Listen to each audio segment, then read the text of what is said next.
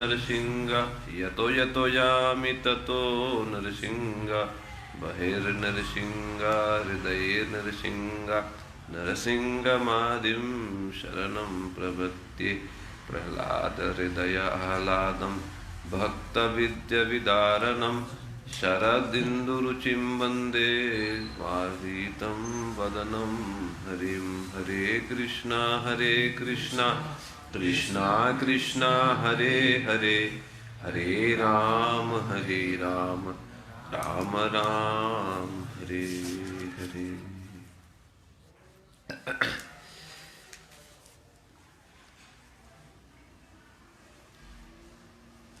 श्री गुप्त वृंदावन धाम में, श्री जयपुर धाम में, जो कि श्री गुप्त वृंदावन के रूप से प्रसिद्ध है और श्री गुरुदेव को, श्री गुरुवर्गों को बहुत ही प्रिय है, जहाँ पर हमारे परम आराध्य देव श्री गोविंद जी, श्री गोपीनाथ जी एवं श्री मदन मोहन जी विराजमान हैं। श्री कृष्णदास कविराज गोस्वामी पाद जी ने कहा है, श्री गोविंद गोपीनाथ मदन मोहन गौड़िया रे तीन ठाकुर करियाचे आत्मसात। ये जो तीन जो हैं ठाकुर जी हैं, यही हमारे गौड़ीय संप्रदाय के मूल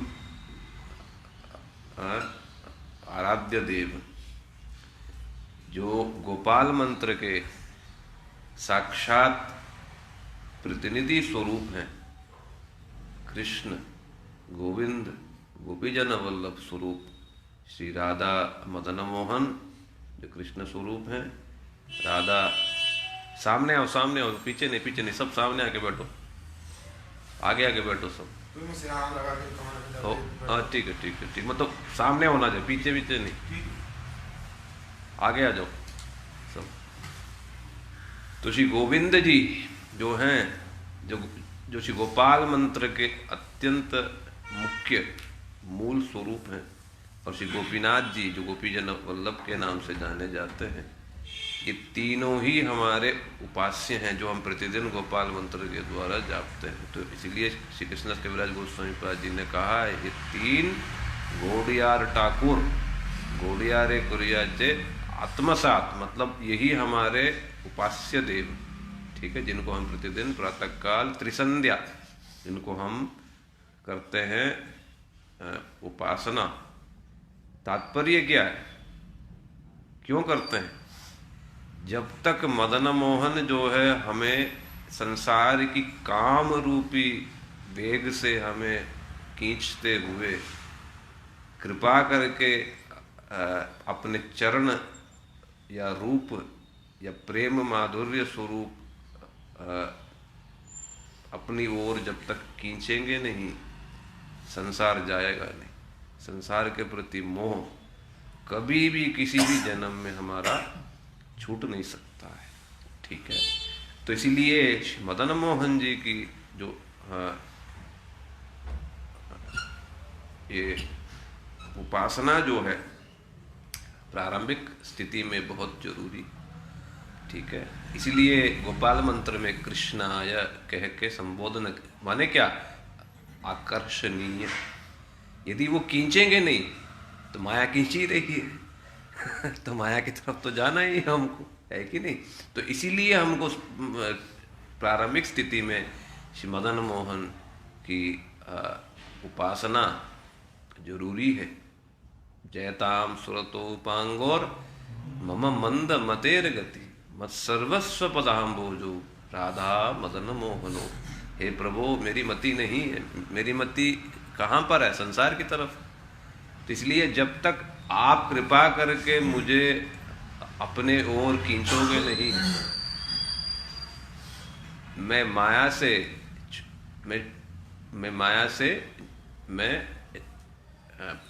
निकल नहीं सकता।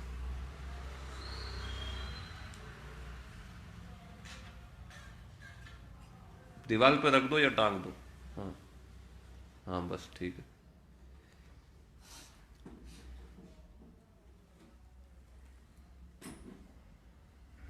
ठीक। तो मैं संसार से जो है मैं निकल नहीं सकता, है ना। तो इसीलिए मदन मोहन जी की विशेष कृपा नहीं होगी। संसार दशा मतलब दो प्रकार की चीज है।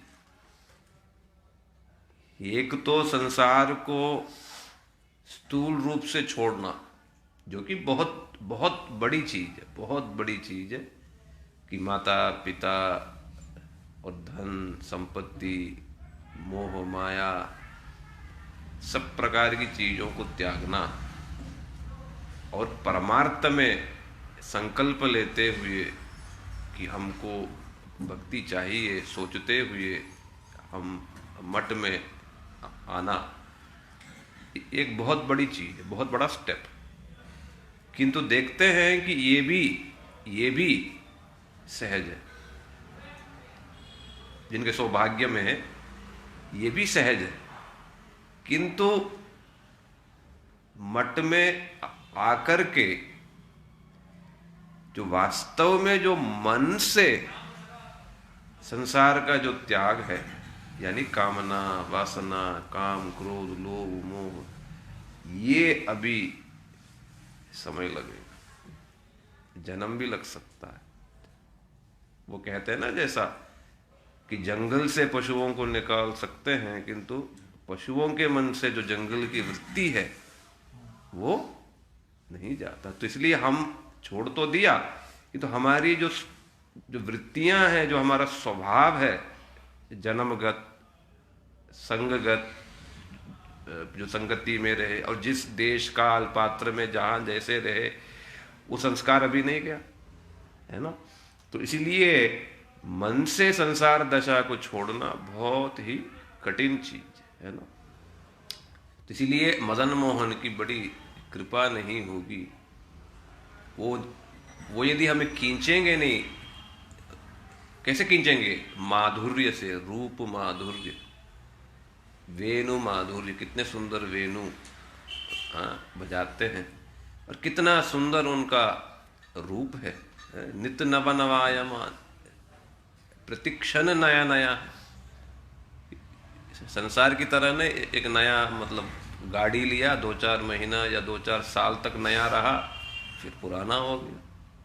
किंतु कृष्ण कैसे नित्य नया नया, तो प्रतिपल नए नए।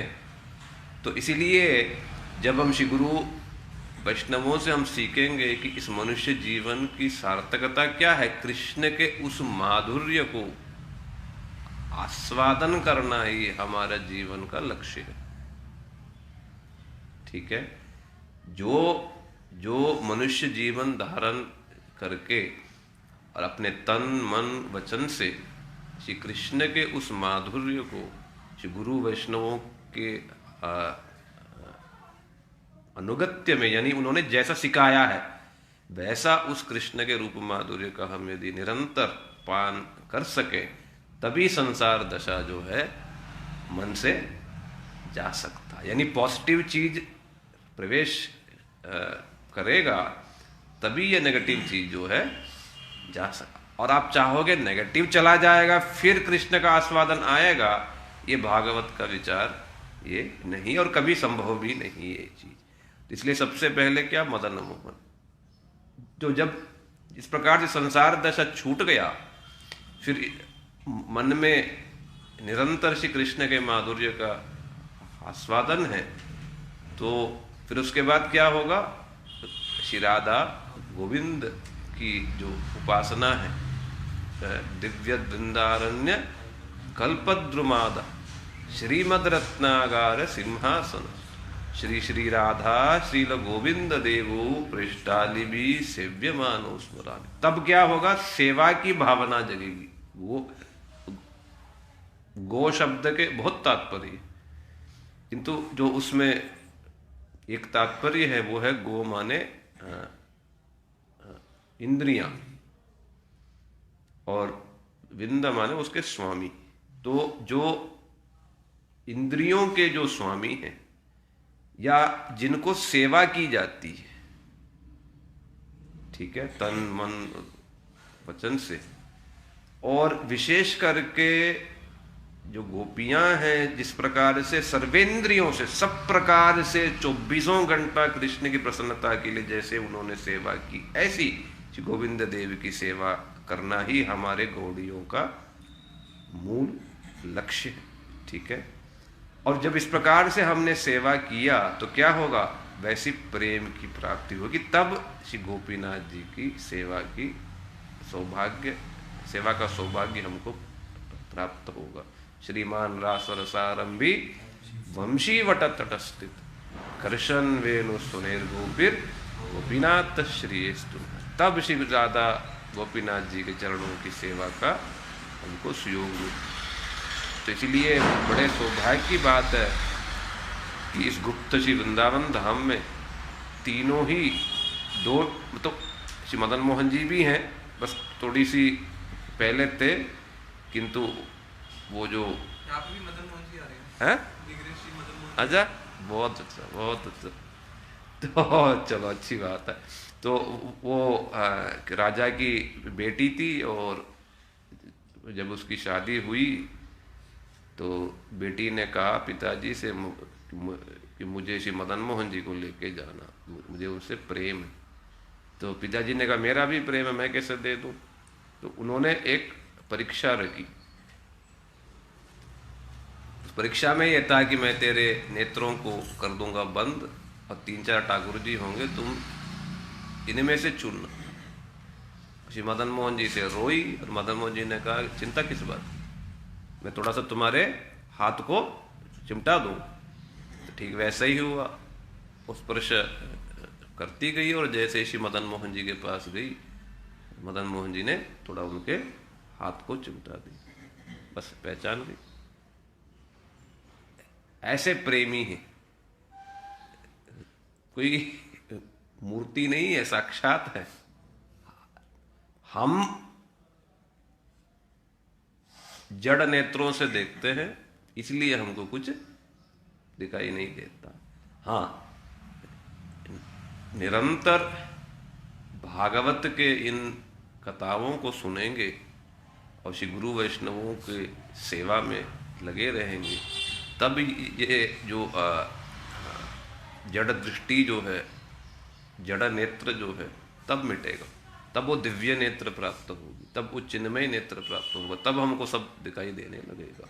ठीक है। तो इसलिए श्री गोविंद गोपीनाथ मदन मोहन जी, फिर राधा माधव श्री जयदेव गोस्वामी पाद जी के, श्री जीव गोस्वामी पाद जी के राधा दामोदर जी, श्री लोकनाथ गोस्वामी पाद जी के श्री विनोदी लाल जी, और श्री गलता गद्दी में विशेष करके श्री बलदेव विद्याभूषण पाद जी ने जब विवाद हुआ था, उस विवाद का समाधान करते हुए राधा रानी की महिमा को स्थापना की, और विशेष करके वेदांत सूत्र के गोविंद भाष्य की उन्होंने गोविंद देव के कहने पर रचना की। ऐसे दिव्य स्थान, और इतना सौभाग्य है कि बिल्कुल ठाकुर जी के पीछे ही स्थान प्राप्त हुआ है ना। तो इसलिए जो हम सुन रहे थे, श्री मदन मोहन जी की कृपा के बिना संसार दशा नहीं जा सकता है। ये संसार दशा जाना है मन से, बाहर से तो चलो छूट गया, किंतु मन से जाना है। तो श्री प्रहलाद महाराज जी की जो शिक्षाएं हैं, इसको हमें एक बार नहीं, अनेकों बार हमको सुनना पड़ेगा। श्रील प्रभुपाद जी जगत गुरु नित्य प्रविष्ट श्री शिवनक सिद्धांत सरस्वती को जगत गुरु श्रील प्रभुपाद जी ने बताया है कि, और उन्होंने पाठ भी किया 108 बार, ये जो मतलब प्रहलाद चरित्र जो है, कहते थे इसको बार बार जब तक पढ़ेंगे नहीं, सुनेंगे नहीं, समझेंगे नहीं, संसार दशा जो है मन से नहीं जा सकता, और परमार्थ में हम सीरियस नहीं हो सकते, संभव नहीं है ना। और स्वयं चैतन्य महाप्रभु जी जो हैं, श्री रघुनाथ दास गोस्वामी पाद जी से श्री ध्रुव चरित्र और श्री प्रहलाद चरित्र दोनों ही सुनते थे, बार बार सुनते थे, है ना। क्या है इसमें ऐसा कि स्वयं चैतन्य महाप्रभु बार बार सुन रहे हैं?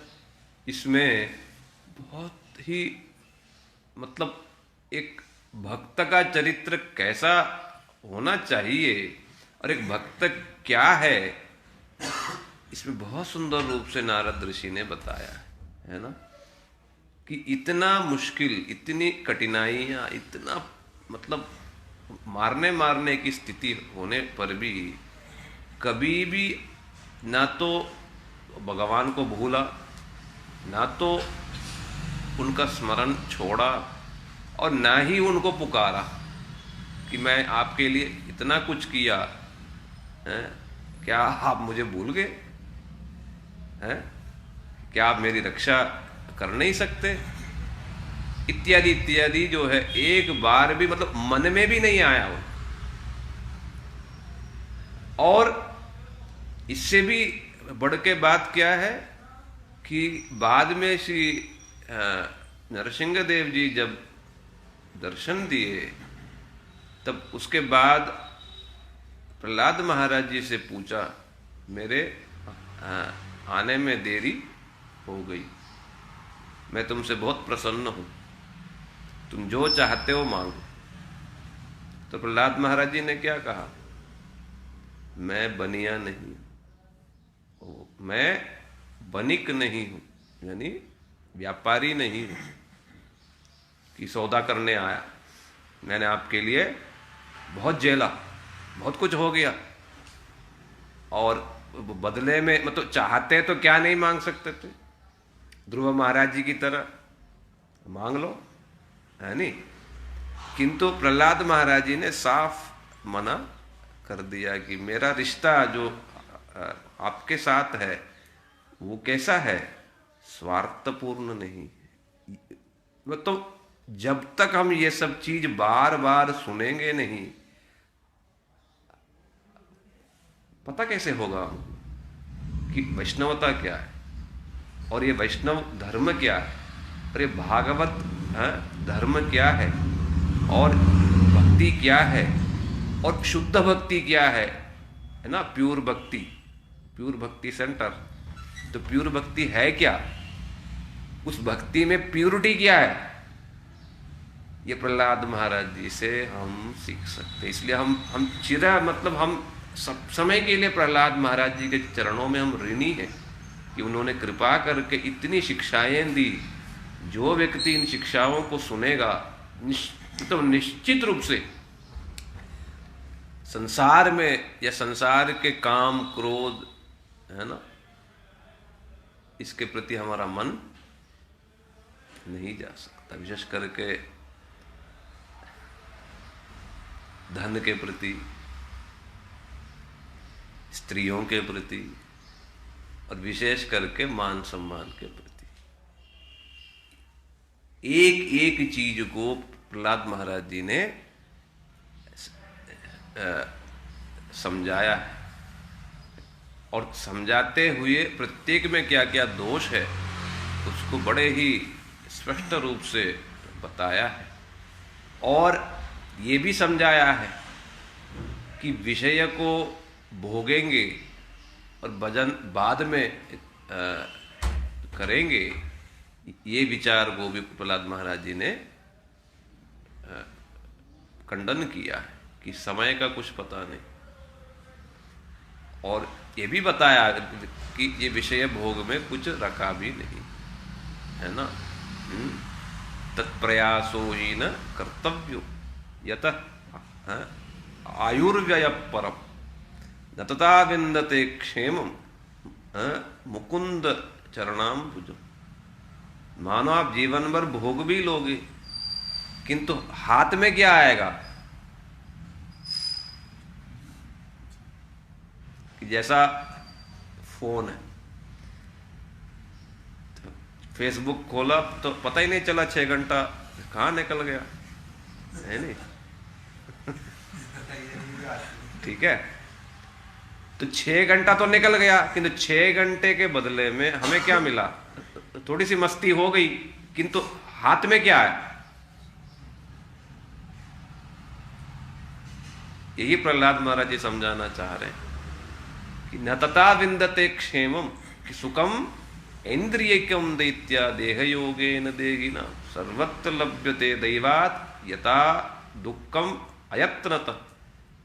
जिस प्रकार से दुख के लिए प्रयास करते नहीं है, ठीक वैसे ही न मांगने पर भी, न प्रयास करने पर भी हमें दुख मिल जाता है कि नहीं। व्याधि आ जाती है, फिर बुढ़ापा आ जाता है, और तरह तरह के दुख है, आदि दैविक, आदि भौतिक और आध्यात्मिक, देवताओं से, दूसरों से और स्वयं से। तो कहते हैं कि जिस प्रकार से दुख न मांगने पर भी हमें स्वयं दुख सब मिल जाता है, ठीक वैसे सुख भी वैसे ही है। ना न, न, न प्रयास किए बिना ही यदि सुख है प्रारब्ध में, बिना मेहनत के ही सुख आपको मिलेगा ही मिलेगा। तो इसीलिए कहते उसके लिए प्रयास करने की क्या जरूरत है। तत्प्रयासो ही न कर्तव्य, उसके लिए प्रयास करने की जरूरत नहीं है। क्यों? यदि उसको प्रयास भी किया और यदि वो सुख मिल भी गया तो भी हाथ में क्या आएगा? जीरो, कुछ नहीं। और दूसरी ओर यदि हमने 2 पल जो है श्री कृष्ण के चिंतन में, कृष्ण की सेवा में, कृष्ण की कथा सुनने में हमने लगाया, वो 2 पल कैसी है? वो सब समय के लिए स्थिर हो जाता है। वो कहा गया इसी श्री भागवतम में है कि रोज सूर्योदय हो रहा है और रोज सूर्यास्त हो रहा है ना। उदयन अस्तो चयन सौ, पूरा स्मरण नहीं है। हाँ, वही पुंस, हाँ, आयुर हरति वही पुंस, उदयन अस्तो चयन सौ। तो उसमें बताया है कि साधारण लोगों के लिए क्या है? खाया पिया सोया, दिन काट दिया, यानी टाइम पास। वो आजकल का शब्द है टाइम पास करने, क्योंकि टाइम का वैल्यू उनको नहीं पता है, तो पास कर दें। किंतु दूसरी ओर जो भक्त हैं, यानी जो समर्पित हैं, शरणागत हैं, वो टाइम को पास नहीं करता है। वो क्या करता है? अव्यर्थ कालत्व। वो तो एक एक क्षण को बड़ा कीमती मानता है, और मानते हुए वो उस क्षण को खोने नहीं देता। वो उल्टा उस पल को श्री गुरु वैष्णव सेवा में, ठाकुर जी की सेवा में, नाम कीर्तन में और कृष्ण कथा सुनने में, धाम परिक्रमा में, इन सब चीजों में लगा देता। तो वो क्या हो जाता? उसके लिए दिन रात कटता नहीं है, उसके लिए एक एक पल जो है स्वर्णिम अक्षरों में वो क्या, वो स्थिर हो जाता। वो पल उसके लिए मतलब स्थिर हो जाता। तो वैसे लोग जो हैं, मतलब जो भगवान के चिंतन में डूबे हुए सेवा में, वो बूढ़े नहीं होते, वो हमेशा जवान ही रहते हैं। क्योंकि वो शरीर के स्तर पे तो है ही नहीं, आत्मा के स्तर पर। शरीर भले ही घट रहा है, किंतु वो कैसे हैं? वो स्थिर है। ठीक है, तो इसलिए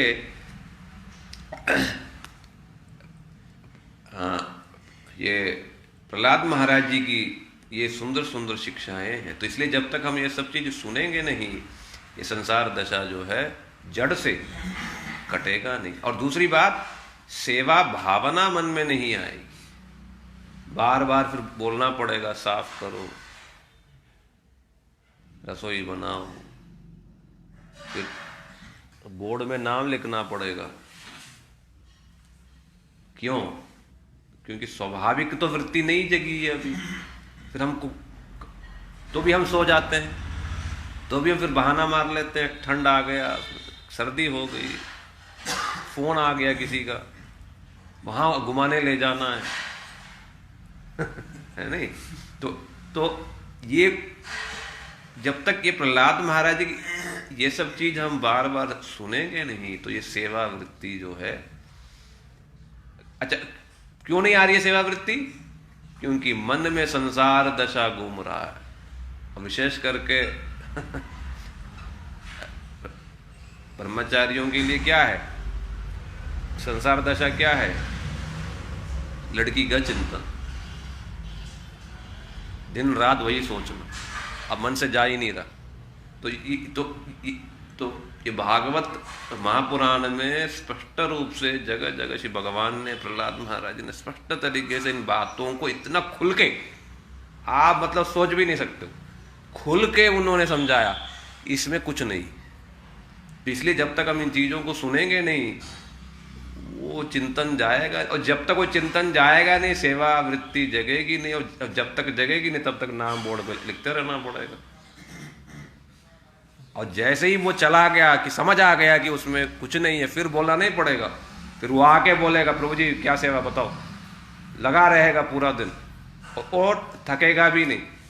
और जब तक वो चिंतन चल रहा है, फिर क्या है कि गुस्सा, चिड़चिड़ाहट, अरे जब देखो मेरे पीछे ही लगे हुए, मैं ही पूजा करूं, मैं भी साफी करूं, मैं ही ये करूं, मैं ये करूं, ये क्या कर रहा है ना। तो इसलिए हम लोग सुंदर सा सुयोग मिला है तो प्रहलाद महाराज जी के चरित्र को सुनने के, और विशेष करके प्रहलाद महाराज जी के शिक्षाओं को सुनने के लिए। ठीक है, बड़ा मतलब तीखी है, कड़वी है, किंतु यही दवाई, इसको दवाई के रूप में लेना होगा। इसको बुरा नहीं मानना चीजों को, किंतु जब तक ये सुनेंगे नहीं तब तक जो है हमारा संसार दशा जो है जाए, तब तक मठ में रहना। मतलब वो क्या है कि शरीर तो मठ में है, किंतु व्यक्ति कहां पर है, पूरी संसार में। दूर के डोल सुहावना है, यहां आ गया तो फिर संसार बढ़िया लगता है, और संसार में चला गया तो क्या लगता है, मठ बढ़िया, भाई बड़े मजे में है वो लोग, कोई जिम्मेदारी नहीं, कुछ नहीं। कि तो यहाँ आ गया ना, फिर संसार बढ़िया लगता था, अरे मठ में क्या बेकार है, सब पीछे लगे हुए सब, है कि नहीं। तो इसीलिए ये प्रहलाद महाराज जी की हम लोग सुनेंगे, सुंदर सा सुयोग है। तो आप लोग बड़े ध्यान से सुनेंगे, सोना नहीं, ठीक है। जब भी नींद आ रहा है आप बिल्कुल खड़े हो जाओ, है ना, थोड़ी देर खड़े रहो, तो फिर क्या है, नींद नहीं आएगा। ठीक है, क्योंकि ये बातों को सुनना फिर जरूरी है, और जितना आप सीरियस होकर सुनोगे उतना ही क्या होगा, ये मन में जो बैठा हुआ गलत गलत जो धारणाएं हैं सब समाप्त हो जाए, फिर हम शुद्ध रूप से भक्ति कर सकते हैं। ठीक है।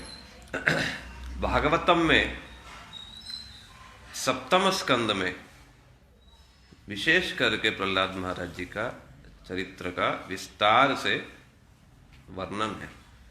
ठीक है,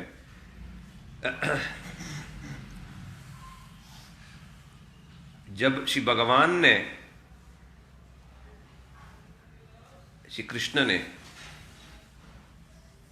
राजसूय यज्ञ के समय, अच्छा एक चीज मैं बताना चाहूंगा, यहां ध्यान दो, एक मिनट यहां ध्यान।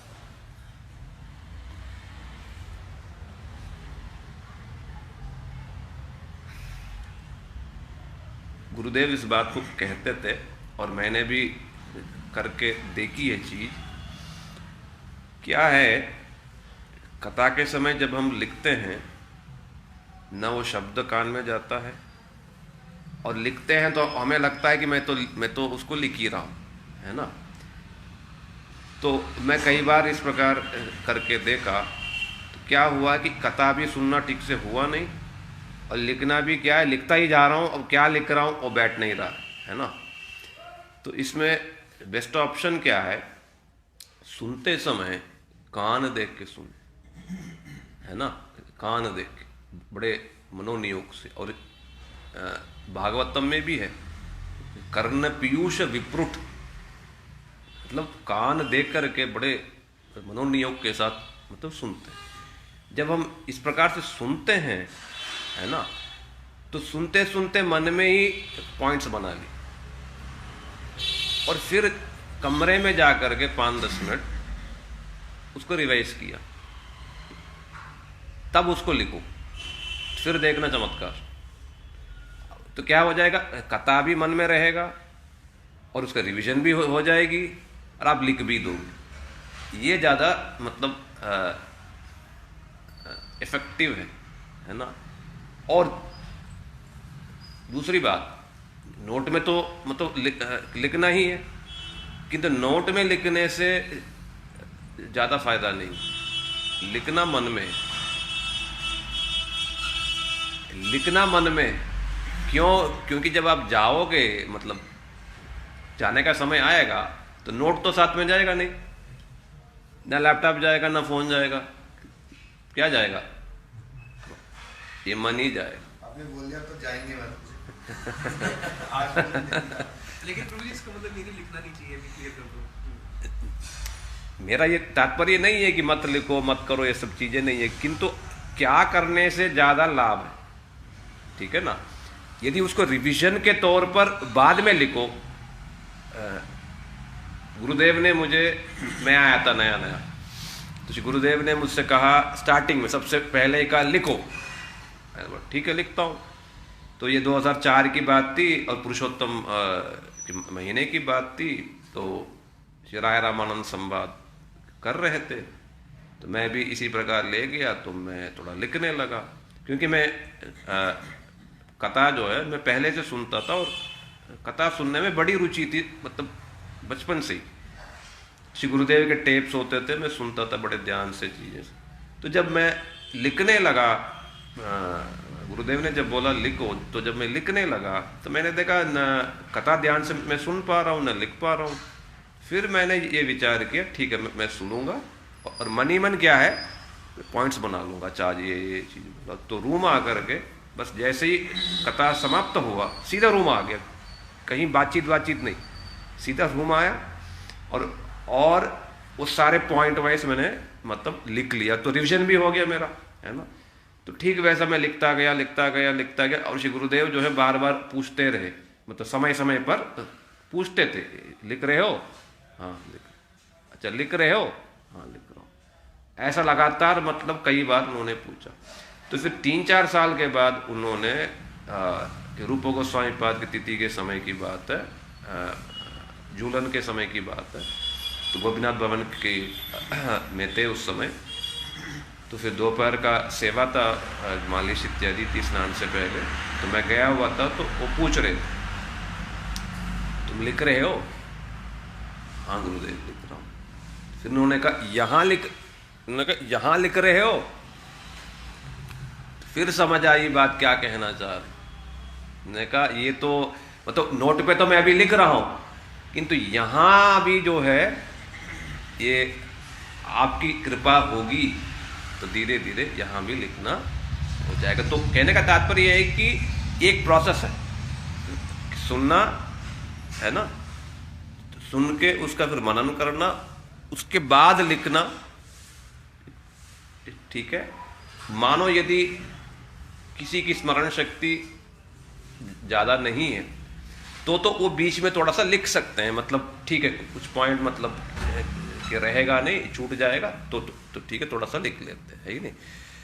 किंतु हमारा फोकस जो है, फोन भी होगा, नोट भी होगा, सब कुछ होगा, किंतु फोकस क्या चीज है, मनन, मन में होना चाहिए चीजें। क्यों, यम यम वापि स्मरण भावम,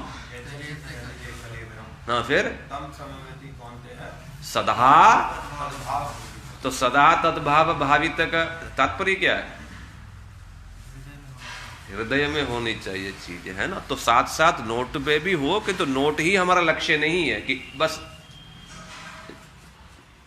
ज्यादातर लोग क्या करते हैं, कथा के समय कथा नहीं सुनी, क्या सोचा, अरे वो रिकॉर्डिंग में तो है बाद में सुन लेंगे, किंतु बताओ बाद में कभी सुनना हुआ, कभी भी सुनना हुआ नहीं, तो फिर क्या मतलब है इसका, फिर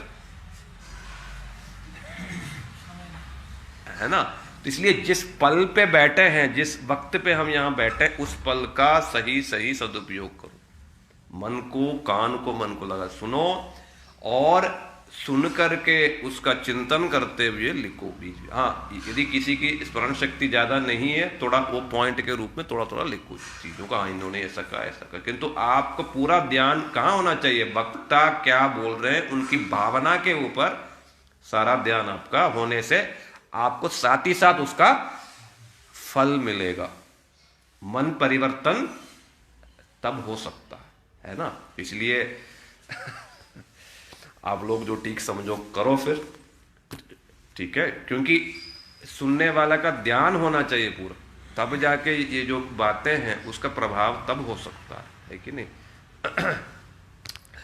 तो जब शिशुपाल जो है राजसूय यज्ञ में पांडवों के इंद्रप्रस्थ में श्री कृष्ण को विविध प्रकार से निंदा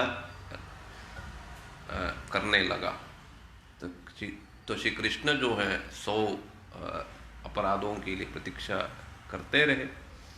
फिर उसके बाद सबके देखते ही देखते सभा में ही वे अपने सुदर्शन चक्र के द्वारा शिशुपाल को मार दिया। तब पांडवों देखा कि शिशुपाल के जो आत्मा है वो चल के श्री कृष्ण के चरणों में जाकर के समा गया, है ना। तब युधिष्ठिर महाराज जी ने नारद ऋषि से पूछा कि ये कैसे आश्चर्य की बात, शिशुपाल निंदा किया और देखते ही देखते बिना मेहनत के जो मतलब जो मुक्ति जो दूसरों के लिए बड़े तपस्या की बात है, वो देखते ही देखते जो है श्री कृष्ण के चरणों में जाकर के समा गया। तब नारद ऋषि ने शिशुपाल के जो पूर्व इतिहास है उसके बारे में बताया कि ये शिशुपाल जो है वास्तव में ये नारायण के ही दूत हैं, जय और विजय, और ब्रह्मा जी के 4 पुत्र सनक, सनंदन, सनातन, सनत कुमार जब भगवत प्रेरणा से, भगवत इच्छा से, क्योंकि उनकी इच्छा के बिना वैकुंठ नहीं जा सकते, संभव नहीं, तो उनकी प्रेरणा से वैकुंठ जब गए, जय विजय ने रास्ता जब रोका, तब उस समय जो है ये जय विजय ये 4 कुमार लोग जो हैं जय विजय को शाप दे दिया, है ना। उसी शाप के परिणाम स्वरूप 3 जन्म, तो पहले में हिरण्याक्ष और हिरण्यकशिपु बने, फिर दूसरे में रावण और कुंभकर्ण बने, और तीसरे में शिशुपाल और दंतवक्र बने।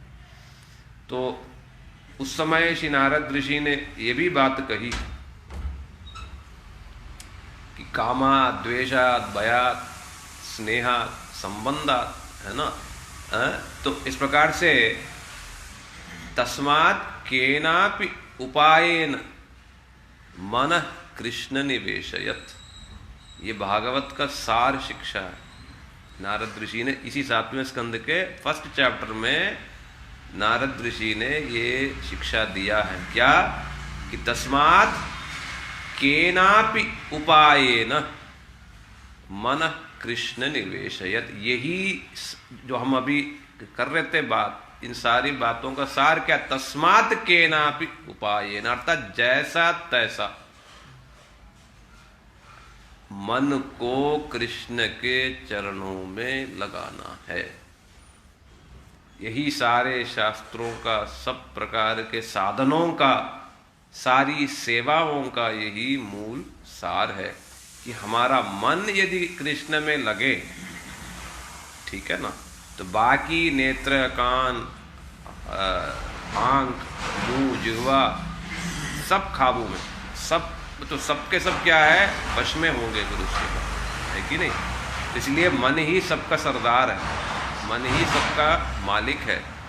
यदि मन यदि श्री कृष्ण के चरणों में लग गया, है ना, जैसे अम्बरीश महाराज जी का मन कृष्ण पदारविंद, यो मन जो है श्री कृष्ण के चरणों में जाकर के लग गया और निरंतर कृष्ण के ही चिंतन में जो है व्यस्त। तो फिर संसार का चिंतन कहां से आ जाएगा, है ना। तो इसलिए नारद ऋषि ने वो शिक्षा दिया है कि जैसा तैसा जो है कृष्ण के चिंतन में लगाना। तो शिशुपाल भले ही निंदा कर रहा था किंतु मन कहां था, कृष्ण में आविष्ट था। और कंस की भी वही स्थिति थी, मन कहां था। वो भी श्री भागवत के जो 10वें स्कंद में बहुत ही सुंदर रूप से वो बात फिर बताया गया।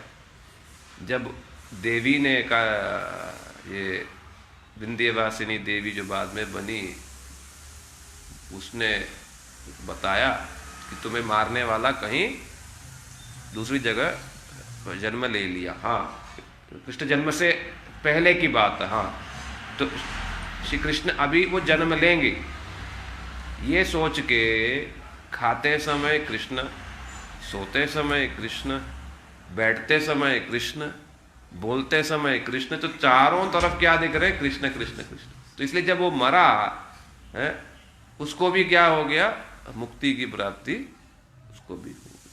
तो इसलिए नारद ऋषि ने बताया, कामात द्वेषात भयात, भय से द्वेष से यदि मन यदि श्री कृष्ण में लगा हुआ है। खैर ये तो भक्तों के लिए नहीं है ये चीज कि तो नारद ऋषि मतलब अतः आप मतलब समझ सकते हो कि भागवत के कैसे विचार, ये विचार इस संसार की नहीं है। संसार के लोग ये सब बातें समझ ही नहीं सकते। इसके लिए विशेष गुरु वैष्णव कृपा चाहिए, थोड़ा संस्कार चाहिए, तब समझ आता है ये सब चीजें, है ना। तो नारद ऋषि ने क्या बोला कि जैसा तैसा जो है श्री कृष्ण में मन लगाना चाहिए। तो तब जो है ये युधिष्ठिर महाराज जी ने नारद ऋषि से पूछा कि हिरण्यकशिपु कौन है, क्योंकि नारद ऋषि ने संक्षेप में फिर बताया था कि इसने स्वयं ही अपने बेटे को इसने मारने का प्रयास किया। तो वो जानना चाहते थे, तो उन्होंने प्रश्न किया। तो तब जो है नारद ऋषि जो है हिरण्याक्ष किस प्रकार से श्री वराह भगवान से किस प्रकार से मारा गया, संक्षेप में बोल के हिरण्यकशिपु के बारे में कहने लगे। क्या कहा, जब इस प्रकार से भाई मारा गया, सारे लोग रोने लगे, माँ भाभी सब रोए। तब ये जो है ये भी बड़ा दुखित होता, किंतु इसने उन सबको शिक्षा दिया। क्या शिक्षा दिया, रावण की तरह, अरे क्यों रो रहे हो, अरे तुम नहीं जानते हो कि तुम लोग जीवा मतलब देह नहीं हो, शरीर नहीं हो, तुम लोग जीवात्मा हो। ये मृत्यु तो मतलब सबके लिए निश्चित है। बड़ी तत्व कथा है। और यहां तक भी यमराज जी की सुंदर वो जो एक उपाख्यान भी सुनाया, और लास्ट में ये भी सुनाया कि कबूतर था 2 और एक कबूतर मारा गया और दूसरा भी उसी के चक्कर में मतलब रोने लगा, तो दूसरा भी मारा गया। तो मतलब वेद जानते हैं, वेद की बातें जानते हैं, और बोलते भी हैं और बोलना भी जानते हैं, समझाना भी जानते हैं, किंतु पालन करते नहीं। हम लोगों की भी यही दशा। देखो भागवत जब तक सुनेंगे नहीं, मतलब वैसा वाला भागवत नहीं, 7 दिन वाला नहीं। 7 दिन में केवल एक क्या कहते हो कि मतलब कि केवल मुंह मीठा किया बस, हाँ आचमन कर लिया, है ना। या उसे कहते हैं मुख बंद, ठीक है, ना पे ऐसे बोलेंगे, नाक के लगा के और खुशबू देके वापस कर दिया बस। तो वास्तव में क्या है, एक एक प्रसंग को जब हम विस्तार से सुनेंगे नहीं, तब तक हम जो है आचरणशील नहीं हो सकते। तब हम लोग हिरण्यकशिपु की तरह पर उपदेश कुशल, अर्थात दूसरों को समझाने में बहुत अच्छे हैं, अरे ऐसा नहीं होना चाहिए तुमको, नहीं, और स्वयं जब करने लगेंगे कोई बात नहीं, है ना। तो इसलिए उसने समझाया तो सही, और सब लोग मान भी गए, किंतु स्वयं क्या किया, स्वयं जब लौटा मन में बड़ी उसकी गुस्सा थी, ये विष्णु को मैं छोड़ूंगा नहीं, इसको मैं मार के रहूंगा। अरे तुमने अभी तक जो समझाया वो सब कोई बात नहीं है, देखा, मैं विष्णु को मैं छोड़ूंगा नहीं। तो ये सोच करके वो तपस्या करने चला गया 60,000 साल। और तपस्या भी कैसी, इतना भयंकर तपस्या कि मतलब मांस और मज्जा में तो सब धातु वातु सब गल गए, केवल अब क्या बचा, हड्डी बची उसकी, और कुछ नहीं बचा। 60,000 साल तपस्या की, और जब ब्रह्मा जी ने देखा कि भाई ये तो अब जाना ही पड़ेगा, दुष्ट तो है, क्या करें, तो जब गए तो वो ढूंढते रह गए कहाँ है, तो फिर कि पानी छिड़काया, तो उसके बाद जो है सशरीर जग उठा। फिर क्या वरदान क्या मांगा कि मुझे अमर बना दो। ब्रह्मा जी ने कहा जब मेरी मृत्यु निश्चित है तो मैं तुम्हें कैसे मैं बना दूंगा। तो फिर बुद्धि लड़ाई अपनी, न अंदर न बाहर, न दिन में न रात में, न ऊपर न नीचे, न मनुष्य न पशु, और सोचा कि मैं बहुत बुद्धिमान हूं, बहुत बुद्धिमान हो गया। तो ठीक वैसे ही गुरु के सामने हम अपनी बुद्धि लड़ाया, यदि हम सोचेंगे गुरु को ठग दिया हमने, तो ठगेंगे कौन, खुद ही, गुरु नहीं, है ना। तो इसलिए वो जब ये सारा वर उसने जो है मांग लिया, और ब्रह्मा जी ने कहा ठीक, तो मांग करके वो जो है लौटे आया। तो जब लौटे आया, सब जगह उसने क्या किया, बल ताकत आ गई, बस जीवन में अब दो ही चीज रह गया, क्योंकि 60,000 साल भोगा नहीं, अब टूट पड़ा, दिन रात क्या है, बस भोग भोग भोग भोग भोग, खूब किया भोग। किंतु इतना भोग करने पर भी मन जो है तृप्ति लाभ नहीं हुआ, ये हमको सीखना।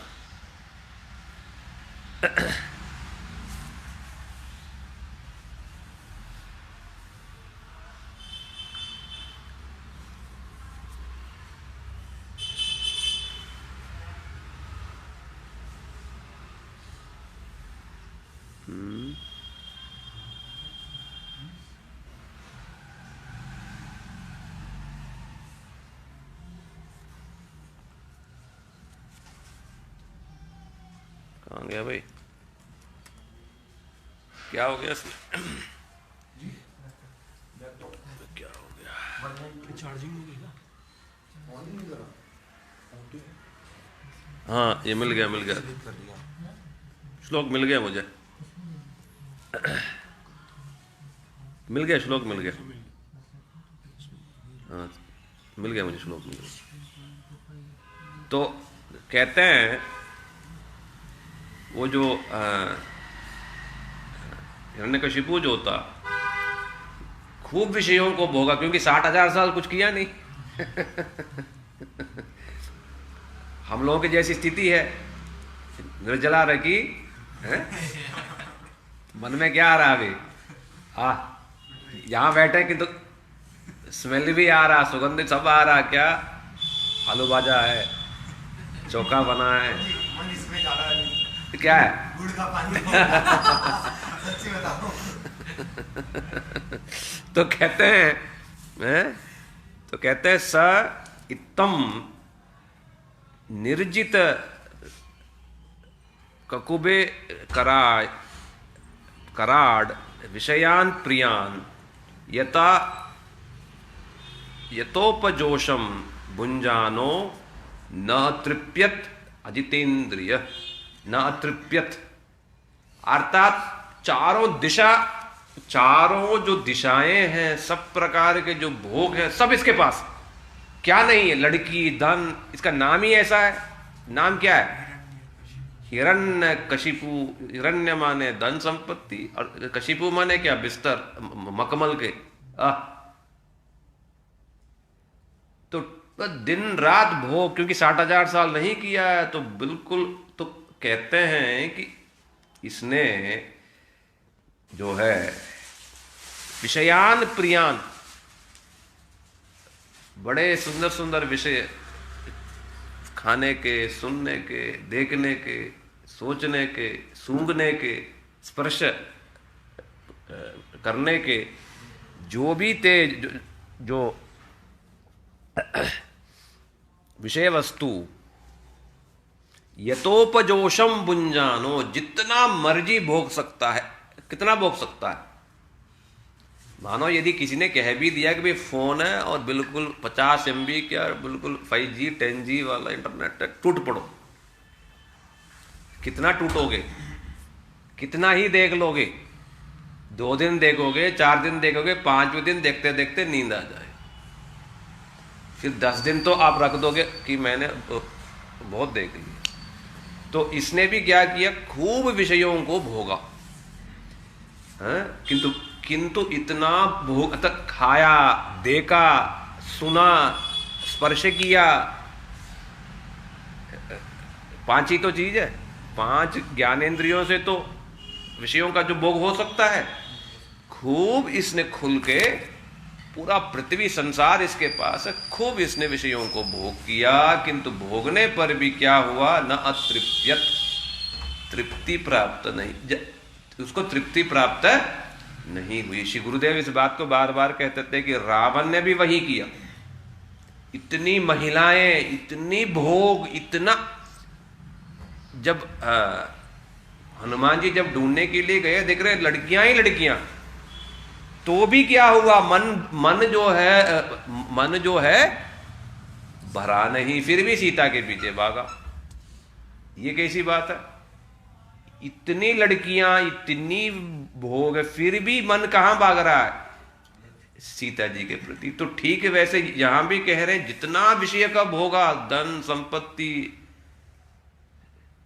सुख, मैथुन, सब प्रकार की चीजें, फिर भी क्या है? मन जो है तृप्ति प्राप्त नहीं हुई। तो जब इसको तृप्ति नहीं हो रहा है, हमको कैसे तृप्ति मिल जाएगा?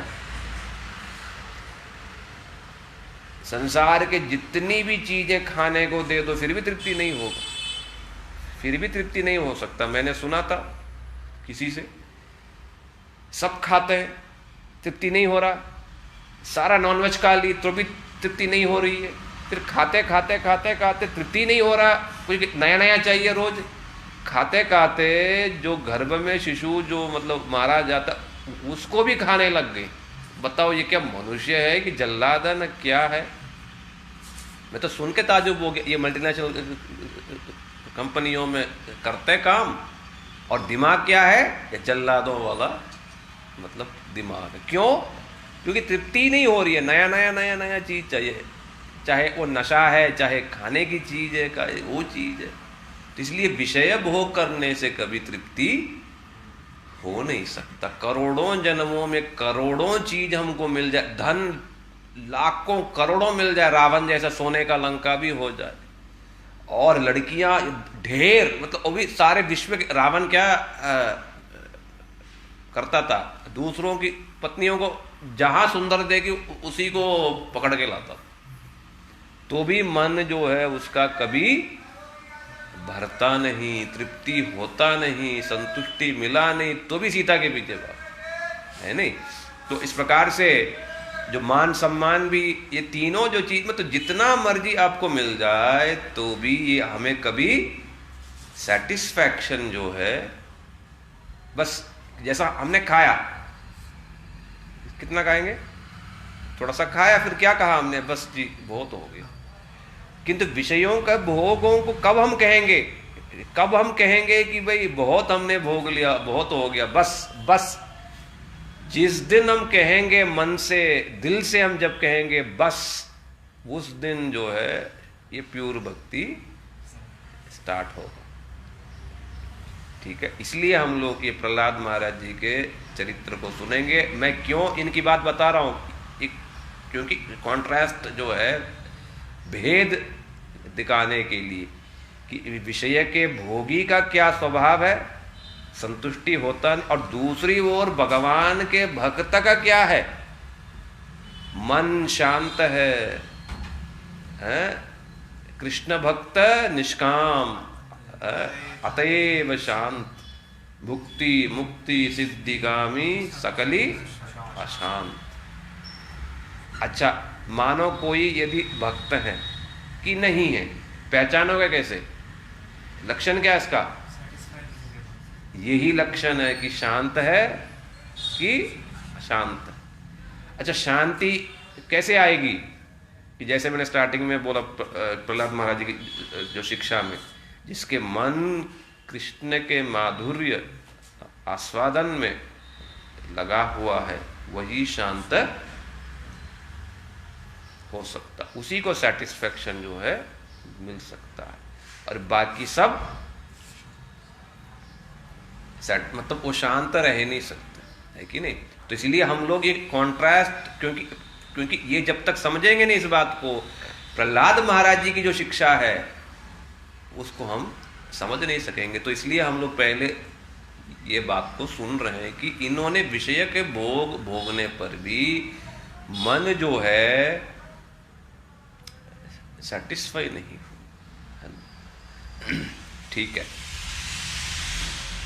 दूसरी ओर प्रहलाद महाराज जी का जीवन कैसा है, वो भी नारद ऋषि बतला रहे। तो इसलिए हम लोग यहां से करते हैं प्रारंभ। श्री प्रहलाद महाराज जी के चरित्र में ये जो प्रारंभ में जो नारद ऋषि ने प्रहलाद महाराज जी के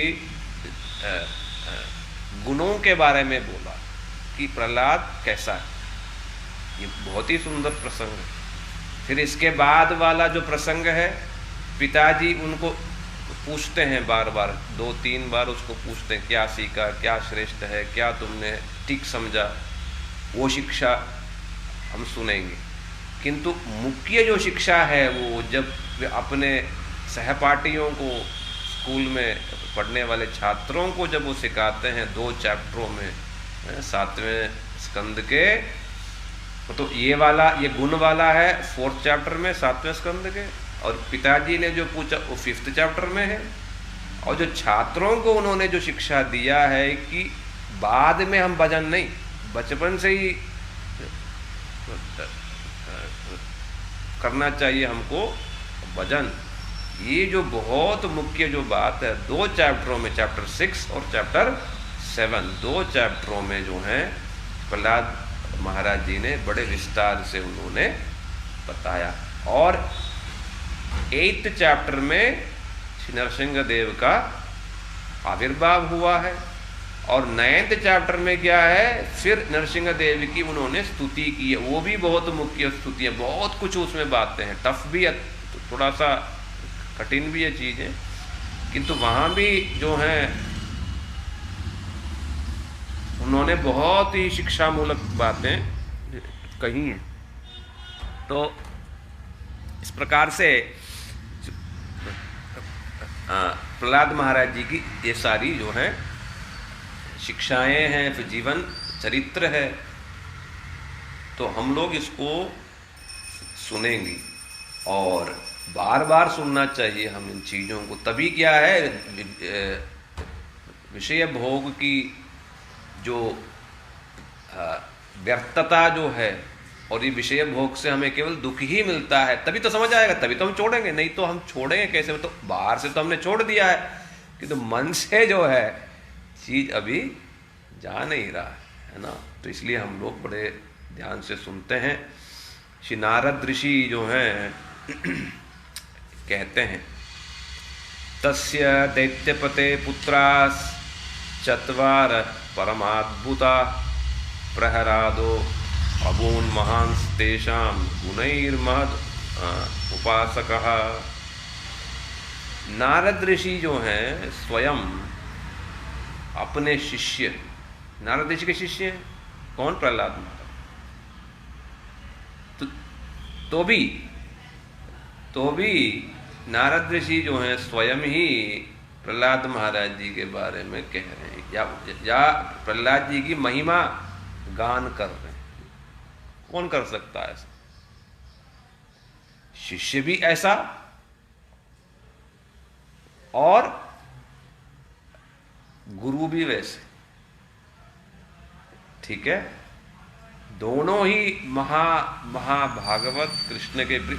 तो वहां पर वो वाला भेदभाव नहीं रहा, अरे मैं इसका बोल दूंगा तो, है ना, वो सब संसारिक बातें हो जाता, वो सब चीज संसारिक चीजें। और ये दोनों क्या मुक्त, संसार के उन भेदभाव से सब मुक्त हैं, ठीक है? तो कहते हैं कि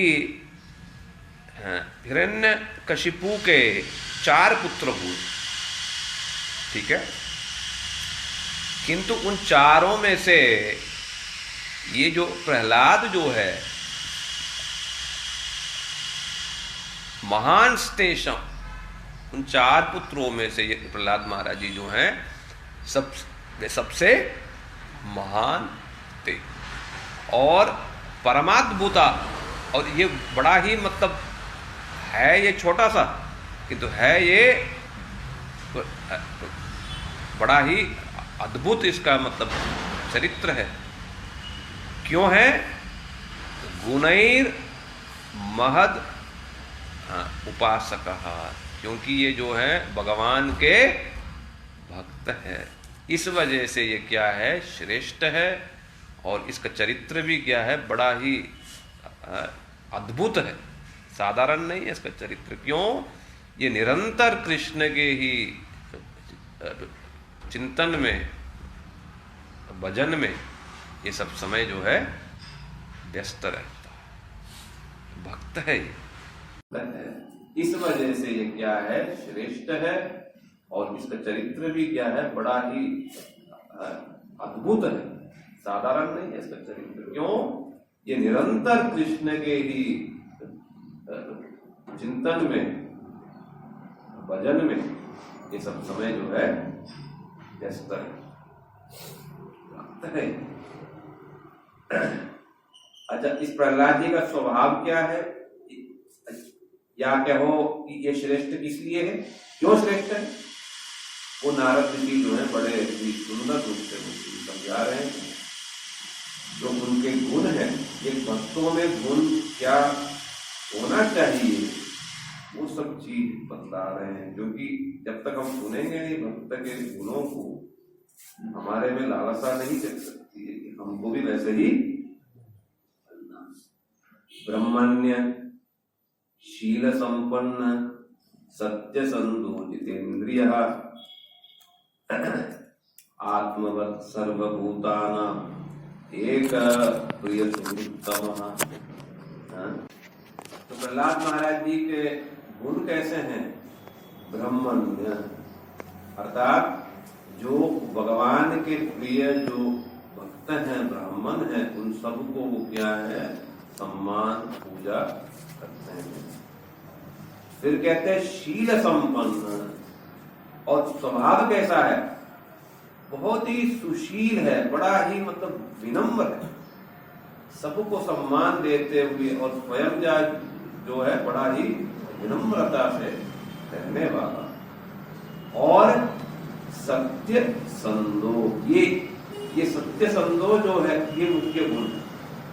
सत्य संदो अर्थात परम सत्य के एक उपासक, ये भक्तों का एक मुख्य गुण ये होना चाहिए। यदि ये नहीं है हम यदि सत्य के खोज में नहीं है, ठीक है ना, तो किसके खोज में होंगे हम? झूठ के। तो ये झूठ क्या है? ये झूठ ही माया, ये झूठ ही क्या है? माया। बस अतः जो नहीं है उसको हम मान लेते हैं सच है। जैसा स्त्री है, क्योंकि हमने मान लिया कि स्त्री में सुख है, क्योंकि फोन में बताया, टीवी में बताया, मूवी में बताया, लोगों ने बताया, सबने बताया, हमने मान लिया। किंतु जब हम इन प्रहलाद महाराज के चरित्र सुनते सुनते सुनते वो विचार खंडित होगा, इसमें तो कोई दुख मतलब सुख नहीं है, इसमें तो केवल दुख ही दुख है, इसमें तो केवल क्या है? दुख ही दुख है। प्रहलाद महाराज की शिक्षा है, बड़ा ही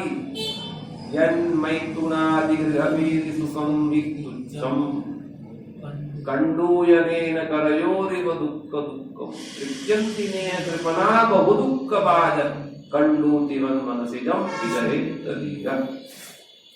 गांधी ने बोला ये घर गृहस्थी और ये मैथुन जो उसका मुख्य है, सेक्स जो है, ये क्या है? तुच्छम, अत्यंत घृणित, बेकार और निकृत्य चीज। तो संसार क्या बता रहा है? इसमें सब कुछ है। इसलिए जब तक हम ये विचार नहीं सुनेंगे, वो गलत विचार जो है हमारे मन से नहीं जा सकता। तो प्रहलाद महाराज जी ने तर्क क्या दिया?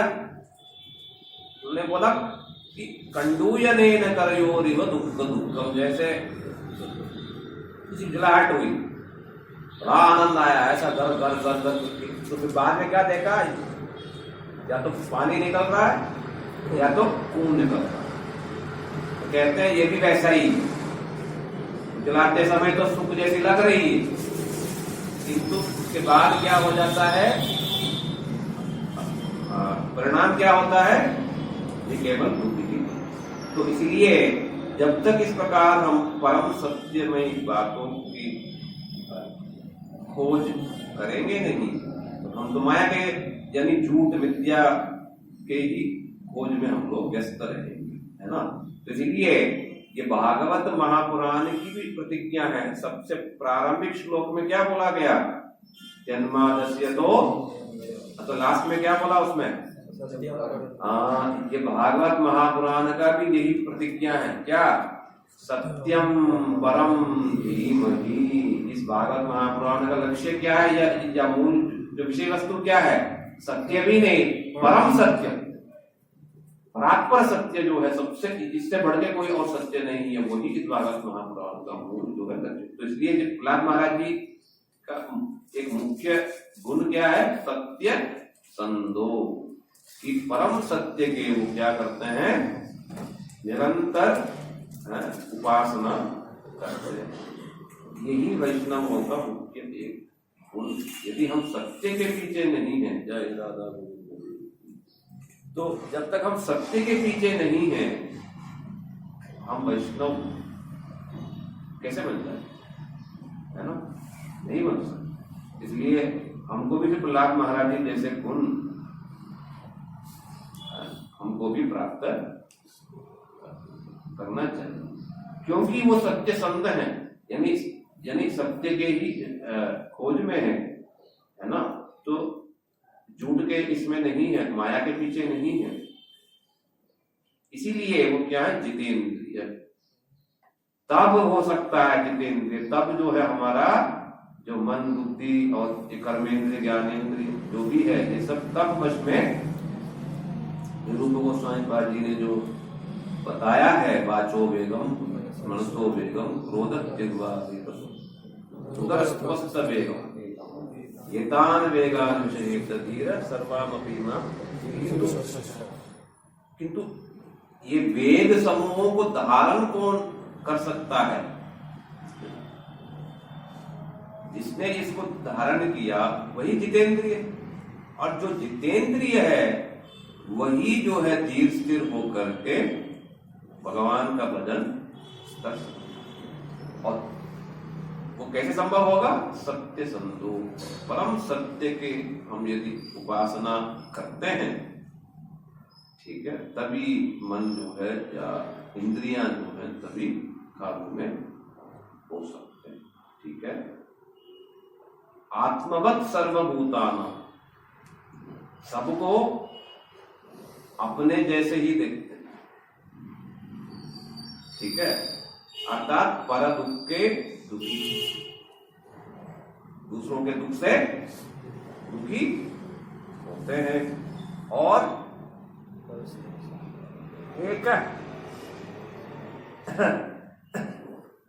एकमात्र कृष्ण की ही चिंतन में व्यस्त रहते हैं। प्रिय सुहृतम, है ना, सबके प्रति जो है प्रीतिपूर्वक व्यवहार, सबके प्रति प्रीति और सबके प्रति मित्र की भांति सबके प्रति जो है व्यवहार करते हैं। किसके प्रति कैसा व्यवहार करते हैं वो भी सीखना चाहिए। ये मध्यम अधिकारियों का ये बात, प्रेम मैत्री कृपा उपेक्षा यत् करोति समुद्यम, इसके प्रति कैसा है कि प्रहलाद महाराज जी सिखा रहे। छोटे हैं तो कैसा समान है, तो कैसा बड़े हैं तो कैसा है, दासवत् सनतांग्रियाग्नि पितृवत् दीनवत् भ्रातृवत् सदृशे गुरुषु ईश्वर भावना। कल सुनेंगे हम। ठीक है, पारण का भी समय है, सबको भूख लग रहा है, जो निर्जला वाले। ठीक है, अनादिपुर में घर से फोन आया है, अनादिपुर में ना, अनादिपुर उनका घर है, उनके भैया का फोन आया सुबह। आप जब तक कृपा करोगे नहीं प्रहलाद महाराज की, हमारी संसार में जो है ऐसी कठोर शब्द जब तक सुनेंगे नहीं कि इसमें कुछ नहीं है, मन कैसे मानेगा? मन तो मानता ही नहीं, बार बार जाता, बार बार जाता, बार बार जाता, बार बार जाता है कि नहीं। इसलिए भागवत हमारे लिए, मतलब प्रहलाद महाराज जी के जो शिक्षाएं हमारे लिए इतना सहायक है ना। ठीक है, ये बहुत अच्छा किया सुंदर गोपाल प्रभु जी ने, प्रहलाद महाराज जी के लिए बोला उन्होंने, इसलिए